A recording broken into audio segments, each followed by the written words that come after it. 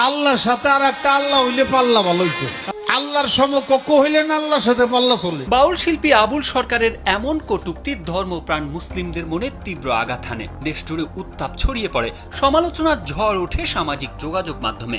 অভিনেতা শাহরিয়ার নাজিম জয় তার ফেসবুকে লিখেন, আপনি বাউল শিল্পী হন, ডাক্তার হন, ইঞ্জিনিয়ার হন, প্রধানমন্ত্রী হন, তাতে কিছু যায় আসে না।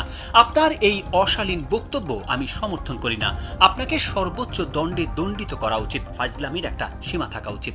1 তারিখে গান করার জন্য আল্লাহ হয়েছিল, বান্দা হয়েছিল, সেদিনে আল্লাহর সাথে দেখাও এটা হয়ে বিধি করে দিছে। আবুল সরকারের বক্তব্যের পর মানিকগঞ্জের ঘিওর বন্দর মসজিদের ইমাম মুফতি মোহাম্মদ আব্দুল্লাহ ধর্ম অবমাননার অভিযোগে মামলা দায়ের করেন। অভিযোগ, গেল 4 অক্টোবর মানিকগঞ্জের ঘিওর উপজেলায় এক সঙ্গীত অনুষ্ঠানে আবুল সরকার ইসলাম ও আল্লাহর সৃষ্টি নিয়ে কটূক্তি করেন। তোমার মতো আরো 10টা-20টা আল্লাহ, 200-400 আল্লাহ যদি আরো বানাই দিতা তাহলে তোমার আরো দাম বাড়তো। আবুল সরকারের বিরুদ্ধে এর আগেও বহুবার বিভিন্ন সময় বিতর্কিত মন্তব্য করার অভিযোগ রয়েছে। সর্বশেষ বিতর্কিত মন্তব্যের মামলার পর ডিবি পুলিশ বিশেষ অভিযান চালিয়ে বৃহস্পতিবার ভোরে মাদারীপুর থেকে তাকে আটক করে আদালতের মাধ্যমে কারাগারে পাঠায়। এরপরেই শুরু হয় আরেক উত্তেজনা, কারণ বাউল শিল্পী আবুল সরকারের সমর্থকেরা তার মুক্তির দাবিতে মানববন্ধন করার ঘোষণা দেয়। অন্যদিকে হেফাজত ইমাম পরিষদ সহ তৌহিদি জনতা একই সময়ে বিক্ষোভ ডাকে। তবে স্থানের জটিলতায় দুই পক্ষের মধ্যে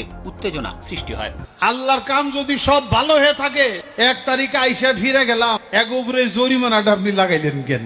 রোববার সকালে দুই পক্ষ মুখোমুখি হলে শুরু হয় ধাওয়া পাল্টা ধাওয়া। বাউল সমর্থকদের অনেককে পুকুরে আশ্রয় নিতে দেখা যায়। সংঘর্ষে কয়েকজন গুরুতর আহত হয়। তৌহিদি জনতার অভিযোগ, আবুল সরকার বারবার ধর্মীয় অনুভূতিতে আঘাত করেছে, আর বাউল অনুসারীদের দাবি তারা শান্তিপূর্ণ মানববন্ধন করতে গেলে হামলার শিকার হন। একটা দাড়ির মধ্যে 70 জন গো ফেরেশতা, তুমি প্রত্যেকদিন ফেরেশতা গো গুয়া কাইতে ভালাও। দুই পক্ষের ধাওয়া পাল্টা ধাওয়ার ঘটনায় পুলিশ জানিয়েছে, উস্কানিমূলক পরিস্থিতি কেউই চায়নি, কিন্তু ঘটনাটি দ্রুত সহিংসতায় রূপ নেয়। পরিস্থিতি এখন নিয়ন্ত্রণে, তবে পুরো ঘটনাটি নিয়ে তদন্ত চলছে বলে জানায় মানিকগঞ্জ সদর থানা পুলিশ। তারেক আহমেদ, কালবেলা।